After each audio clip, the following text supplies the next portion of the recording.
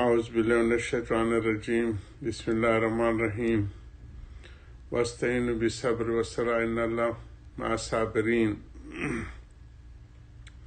امتحان پہ چل رہی ہے کہ دنیا ایک امتحان گاہ اللہ نے بنائی ہے۔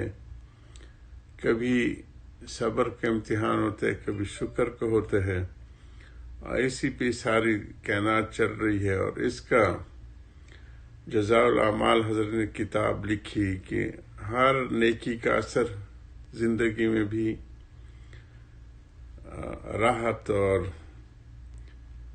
آسودگی، اور ہر برائی کا اثر دل کے اوپر نحوست، گھٹن اور زندگی میں بے برکتی اور آخرت میں تو ہے ہی ہے۔ اسی کا چل رہا ہے بیان۔ خاص طور پہ حضرت نے جو حالات کو جس طرح سوشل میڈیا آج کل ہو گیا، حضرت کے زمانے میں اخبارات شروع ہوئے تھے، اور ان اخبارات میں جس قسم کے واقعات چھپ رہے تھے، تعاون کا چرچا اور دوسرے چرچا، جس سے مسلمانوں کی کوئی ہمت افزائی نہیں ہوتی تھی بلکہ اور اداسی اور ہول دل میں پیدا ہوتا تھا، وہم سے بھی بہت سی اموات ہو جاتی تھیں۔ یہی کرونا میں ہوا کہ صرف ذہن میں آگے کہ دل پہ اثر ہوتا ہے، اور اس سے بہت سے لوگوں نے جان اس وہم کی وجہ سے دے دی۔ تو حضرت فرماتے ہیں کہ یہ کوئی امید افزا اور صحت مند طریقہ نہیں ہے کہ اس قسم کی بیہودہ خبریں چھاپی جائیں جس کا نہ کوئی دینی فائدہ ہو نہ دنیاوی فائدہ ہو۔ تو اس کے اوپر حضرت نے پوری تفصیل پیچھے بیان کی ہے کہ انشاء اور خبر اور کیا ہوتی ہے، اور اس کو کیا ہونا چاہیے، اصول خبر دینے کے کیا اصول ہونا چاہیے، یہ حضرت کی پیچھے علمی گفتگو۔ اس سے آگے ہم بڑھتے ہیں۔ پہلے یہ سوچو کہ یہ کرتا کون ہے؟ یہ مصیبتیں آتی ہیں جو ہماری قوموں کے اوپر حالات آتے ہیں، یہ کس کے اختیار میں؟ کرتا کون ہے؟ یعنی یہ مصیبت کون ڈالتے ہیں؟ ظاہر ہے کہ سب کچھ اللہ تعالیٰ کے حکم سے ہوتا ہے، اور وبا اور بیماری کا اللہ کے حکم سے آنا سب کو معلوم ہے۔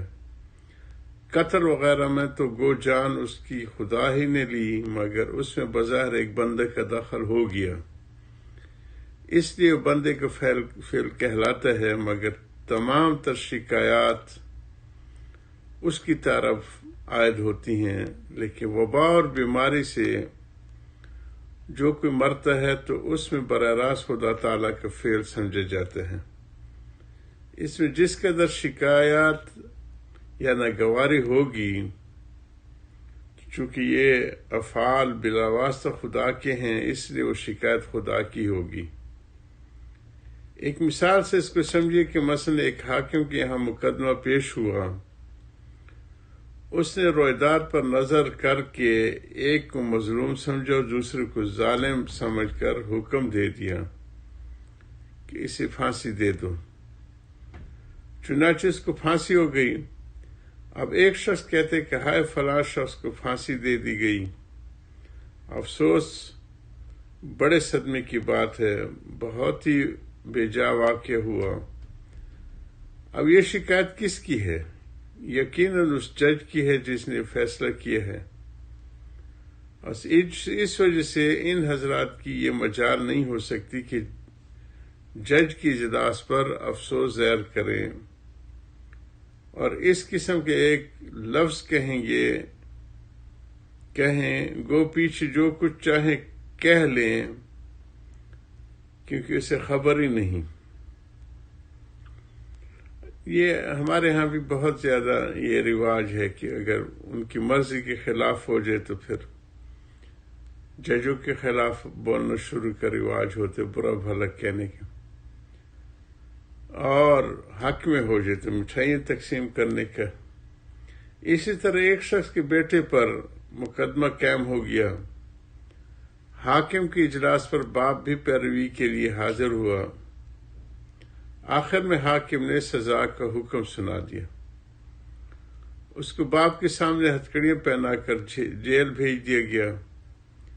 گو باپ کو یہ فیصلہ بے انتہا ناگوار ہوگا، مگر یہ مجال نہیں کہ اجلاس پر کچھ بھی منہ سے کہہ سکے۔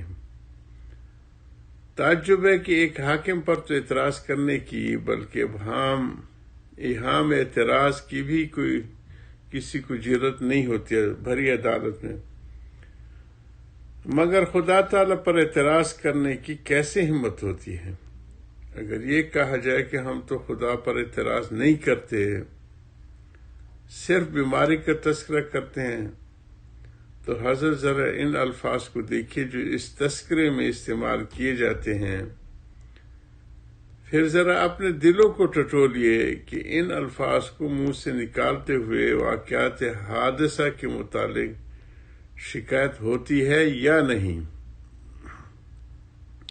چنانچہ سنیے، آج کل ان وبائی امراض کے متعلق اس قسم کے کلمات استعمال کیے جاتے ہیں کہ ہائے سارا کانپور خالی ہو جاتا ہے، محلے کے محلے ویران ہوتے جاتے ہیں، گھروں میں کفر لگتے جاتے ہیں، قبریں کھودنے والے نہیں ملتے ہیں، سینکڑوں بچے یتیم ہو گئے، ہزاروں عورتیں بیوے ہو گئی ہیں، گھر گھر مردے ہی مردے ہیں، مردوں کو دفن کرنے والے بھی کوئی نہیں، وغیرہ وغیرہ۔ یہ سب اعتراضات کے کلمات ہیں یا نہیں؟ کیوں صاحب، کیا کبھی صاحب جج کے سامنے بھی اس طرح کہہ دو گے کہ اگر یہ فیصلے رہے کہ پھانسی دے دی، کسی کو قید کر دیا تو تھوڑے دنوں میں بستی ہی ختم ہو جائے گی؟ یقیناً کبھی ہمت نہیں ہو سکتی، کیونکہ اس میں جج پر اعتراض ہے یا کم از کم ابہام تو ضرور ہے۔ افسوس، صد افسوس، جو بات ایک حاکم دنیا کے سامنے گستاخی کے خیال سے نہیں کر سکتے، وہی بے باک ہو کر خدا کے سامنے کیوں کر کہی جاتی ہے؟ آخر ان جملوں کا کیا مطلب ہے کہ اگر یہی بیماری رہی تو بہت جلد شہر خالی ہو جائے گا۔ تمہیں خبر بھی ہے کہ یہ تم کسے سناتے ہو؟ اگر مجھے سناتے ہو تو میں کیا کروں؟ کسی دوسرے کو سناتے ہو تو وہ بھی کیا کر سکتے؟ بس یوں کہو نا کہ خدا کو سناتے ہیں، خیال تو کرو کتنی بڑی گستاخی ہے، اور پھر گستاخی سے اور زیادہ قہر نازل ہونے کا اندیشہ ہے۔ ہرچہ آیت برتو از ظلمات و غم،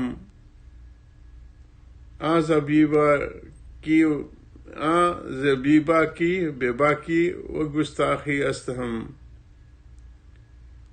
از خدا جویم توفیق ادب، بے ادب محروم گشت از فضل رب، بے ادب تنہا نہ خود رداشت بد، بلکہ آتش در ہمہ آفاق زد، ہر کے گستاخی کند اندر طریق، باشد اندر لہجہ حیرت غریق۔ اس کا ترجمہ حضرت نے کیا ہے، ہرچہ آیت جو کچھ تم پر مصیبت آ رہی ہے وہ گستاخی کی بنا پر ہے۔ خدا سے ہم ادب کی توفیق چاہتے ہیں، بے ادب اللہ کے فضل سے محروم رہتے ہیں۔ بے ادب صرف خود ہی خراب نہیں ہوتا بلکہ ساری دنیا میں آگ لگا دیتے ہیں۔ جو شخص طریقت میں گستاخی کرتا ہے وہ حیرانی کے دریا میں غرق ہو جاتا ہے۔ عجیب بات ہے کہ خدا تعالیٰ کا علم محیط ہے کہ لوگ کس قدر گستاخیاں کرتے ہیں، مگر پھر بھی رحمت کم نہیں ہوتی۔ کیا انتہا ہے اس علم کی!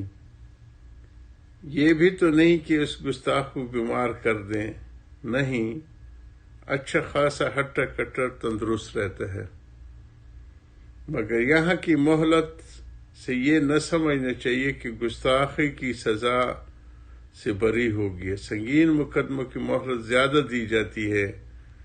پہلے تحقیقات کر لیے نظر بند کر دیا جاتا ہے، اس میں ہر وقت دھڑکا لگا رہتا ہے کہ شاید سزا ہو جائے. وآخر دعوانا الحمدللہ رب العالمین.